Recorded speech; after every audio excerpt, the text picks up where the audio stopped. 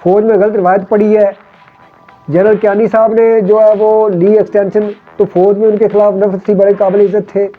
बाजवा साहब ने जब एक्सटेंशन ली तो बाजवा साहब मुझे कई बार बुला के कह रहे थे, जवेद चौधरी साहब कह रहे, मुझे बाजवा साहब ने कई दफ़ा बोला कि यार मैं एक्सटेंशन ले कर बहुत पछता रहा हूँ, मैंने एक्सटेंशन ली तो मेरी वो इज़्ज़त ही नहीं रही। जब मैं अपने कोर्ट कमांड में बैठा होता था तो मुझे ऐसे शर्मिंदा होता था मैं, और मेरा दिल करता था कि मैं सोफे के नीचे बैठ जाऊँ। खुदा का खौफ खाए जवेद चौधरी साहब, एक्सटेंशन वो ले रहे हैं, इमरान साहब दे रहे हैं, ठीक है, और सोफे पे चुभने की क्या ज़रूरत है, वो भाई रिफ्यूज़ करते।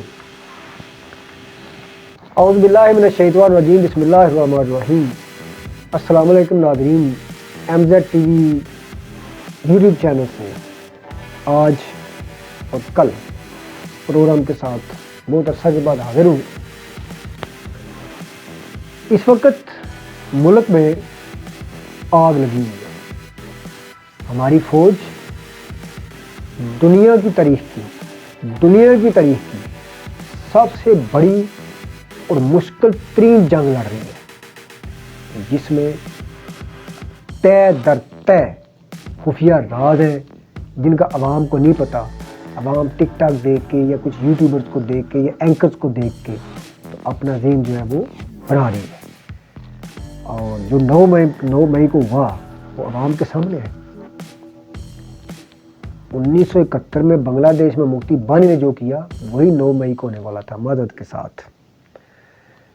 जवेद चौधरी साहब, उन पर मैं बात कर रहा हूँ, इंतहाई अच्छे राइटर हैं, बेहतरीन राइटर हैं, मुतासर कुन लिखते हैं, बहुत अच्छे एंकर हैं, मैं उनका एहतराम करता हूँ। और इस हवाले से मैं खुशी है कि जवेद चौधरी साहब हमारे इलाका के हैं, लाला मूसा के रहने वाले हैं। लेकिन जो मीठा जहर इस वक्त घोला जा रहा है अवाम के जहनों में, अवाम को पता ही नहीं चल रहा। मुझे जवेद चौधरी साहब से मदद के साथ मुझे इतना अफसोस हुआ उनका, रात को कल वीलाग सुन के इतना बड़ा अफसोस हुआ है कि मुझे लगा कि जवेद चौधरी साहब भी पाकिस्तान आर्मी के खिलाफ चलाई गई मुहिम में शामिल हो चुके हैं। अहमद मीर साहब मीठा जहर घोलते रहते हैं।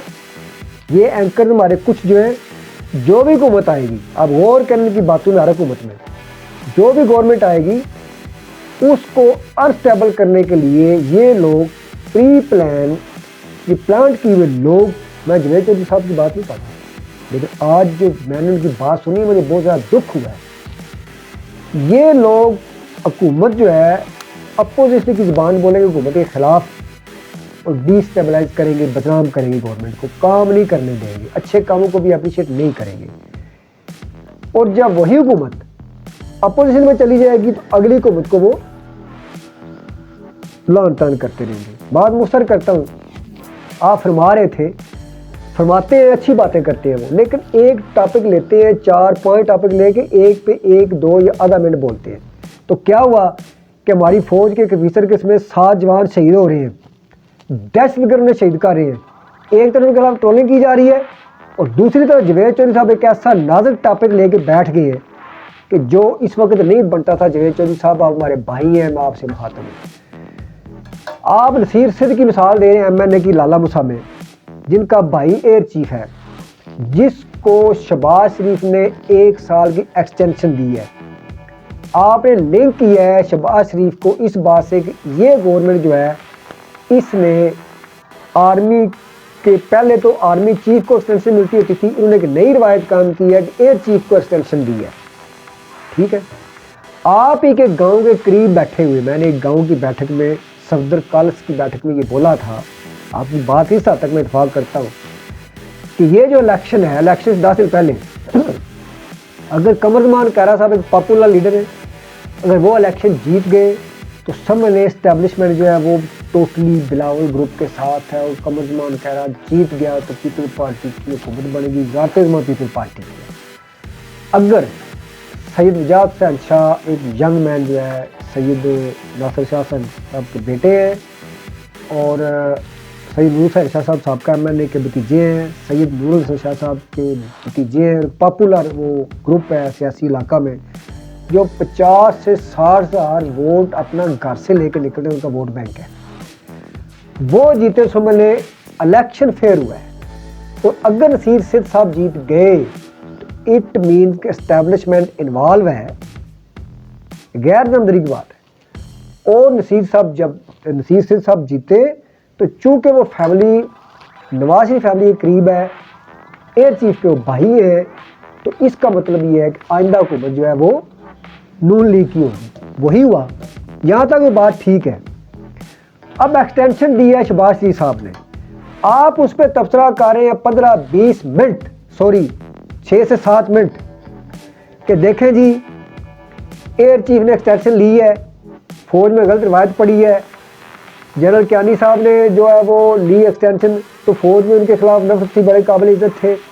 बाजवा साहब ने जब एक्सटेंशन ली तो बाजवा साहब मुझे कई बार बुला के कह रहे थे, जवेद चौधरी साहब कह रहे, मुझे बाजवा साहब ने कई दफ़ा बोला कि यार मैं एक्सटेंशन लेके बहुत पछता रहा हूँ, मैंने एक्सटेंशन ली तो मेरी वो इज़्ज़त ही नहीं रही। जब मैं अपने कोर्ट कमांड में बैठा होता था तो मुझे ऐसे शर्मिंदा होता था मैं, और मैं दिल करता था कि मैं सोफे के नीचे बैठ गोश्ती। खुदा का खौफ खाए जवेद चौधरी साहब, एक्सटेंशन वो ले रहे हैं, इमरान साहब दे रहे हैं, ठीक है, और सोफे पे चुपने की क्या ज़रूरत है? वो भाई रिफ्यूज़ करते, वो रिज़ाइन करते, और आप एक तरफ शहीदों के जनाजे भी पड़े नहीं गए और आप कह रहे हैं कि पाकिस्तान आर्मी जो है उसमें गलत रीत पड़ी है। आपने एक बड़ा ख़तरनाक लफ्ज़ बोला है कि पाकिस्तान आर्मी जो है उसके अंदर अपने जनरल के ख़िलाफ़ जो है ये बुग़्ज़ पैदा होगा, नफ़रत पैदा होती है। आपके अल्फाज का मतलब ये था कि आर्मी जो है उसके चीफ को, एयर चीफ को एक्सटेंशन नहीं लेनी चाहिए थी।